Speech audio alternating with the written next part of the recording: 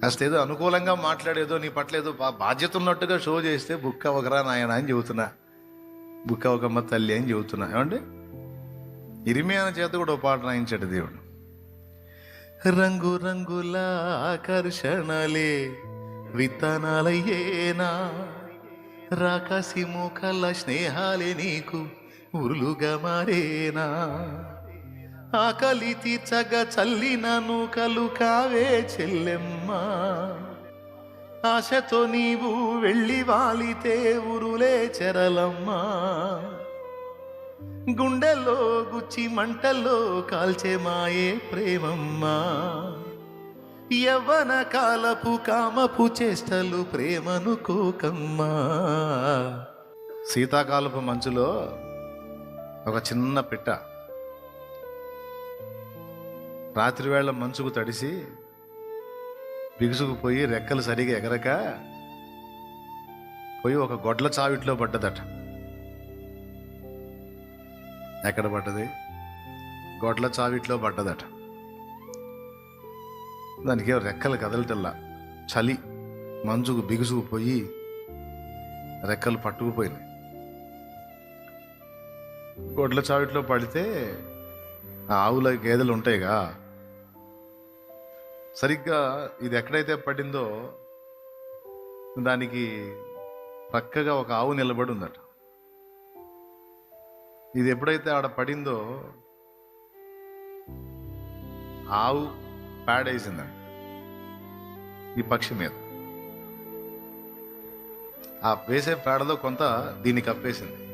దీని ప్రాణానికి ఏం ప్రమాదం జరగలేదు, కానీ కొంత పేడలో మునిగింది. అది ఎప్పుడైతే మీద పడిందో ఇక పక్షి తిట్టుకోవటం మొదలుపెట్టింది. ముందే నేను రెక్కలు లేక ఒక చస్తుంటే ఇది వచ్చి పేడేసింది, నా మీద పనికి మాలింది, అట్లాంటిది ఇట్లాంటిది అని తిట్టుకుంటా ఉంటే ఆ పేడలోని వెచ్చదనానికి దీనికి పోయే ప్రాణం వచ్చినట్టు అయింది. అర్థమైందా? పోయే ప్రాణం వచ్చినట్టు కాస్త సేద తీరింది. పోనీలేబ్బా, మంచుకు సచ్చేటట్టున్న నా మీద ఈ పేడబడి ఈ వేడి వల్ల నేను కాస్త సేద తీరానని లోపల నుంచి చిన్నగా ఆ వెచ్చదనంలో కూని రాగాలు తీసిందండి. అనిపిస్తే లోపల ఉన్న పక్షి ఇంకా గట్టిగా పాడుతుందట. ఆహా, ఎవరు వచ్చారు, నా మీదున్న ఈ పేడను తొలగిస్తున్నారు, నన్ను ఆదుకుంటున్నారని ఇంకా ఇంకా ఇంకా ఇంకా పాడుతూ ఉందంట. పైన ఉన్న పేడంతా తీసేసి ఆ పేడ తీసినటువంటి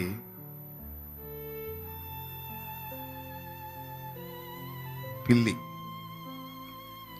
తప్పిమని ఆ నోటితో కార్చుకొని వెళ్ళిపోయిందంట పక్షిని. పేడ వేసింది ఆవు, పేడ తీసింది పిల్లి. పైన పేడ వేసినప్పుడేమో ఆవును తిట్టుకుంది పక్షి, పేడ తీస్తున్న పిల్లి గొప్పదనుకుంది.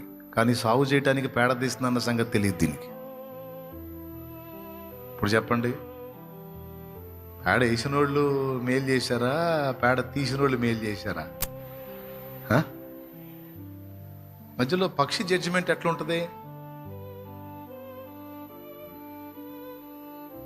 వెచ్చదనాన్ని ఇచ్చి బతికించిన దాన్నేమో తిట్టింది, పైన ఆ బరువును తీసినట్టు షో చేసి ఎత్తుకొని పోవడానికి రెడీ అవుతున్న దాన్నేమో పొగిడి ఎగిరెగిరి పాడింది.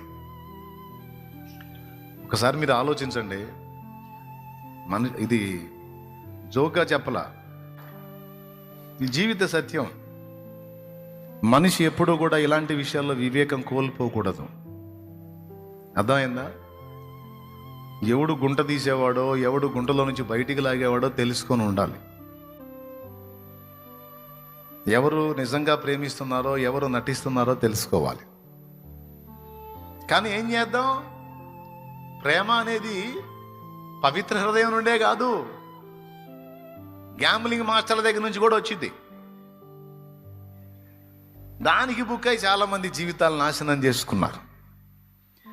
నిన్ను చూడక ఉండలేననే మాటలు విన్నావా, నీవు లేకపోతే బ్రతుకలేననే రాతలు చదివావా, ప్రేమంటేనే తెలియని మనుషుల గారడి చెల్లెమ్మ, ప్రేమ పేరుతో మోసపోతే అది ఆరడి బ్రతుకమ్మా.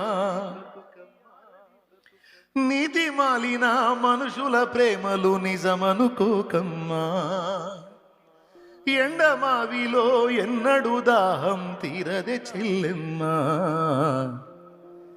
కళ్ళ ఎరుగని తెల్ల పావురమ పై పైకెగిరావా.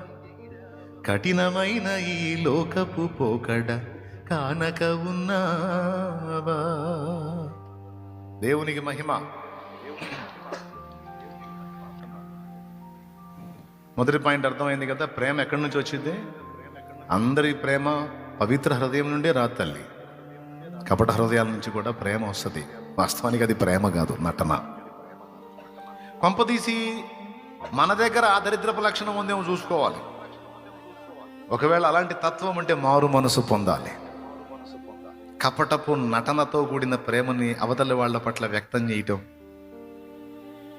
అనేది మనలో ఒకవేళ ఉంటే దాన్ని దేవుడు మెచ్చడు. దేవునికి అసహ్యం. ఘోర పాపినైనా ప్రభువా తెలియక చేశానయ్యా, నన్ను క్షమించు, దిద్దుకుంటాను ప్రభు అంటే సరే పో అని వదిలేస్తాడు. కానీ షో చేస్తే మాత్రం పిచ్చ కోపం ఆయనకి.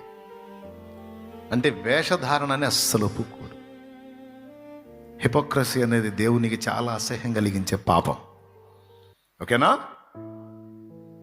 మోసం చేయొద్దు. వేషధారిలాగా మనం ఉండొద్దు. ఒకవేళ అలాంటిది ఏదైనా ఉంటే దిద్దుకుందాం, సరి చేసుకుందాం. లేకపోతే ఏం జరిగిందో తెలుసా?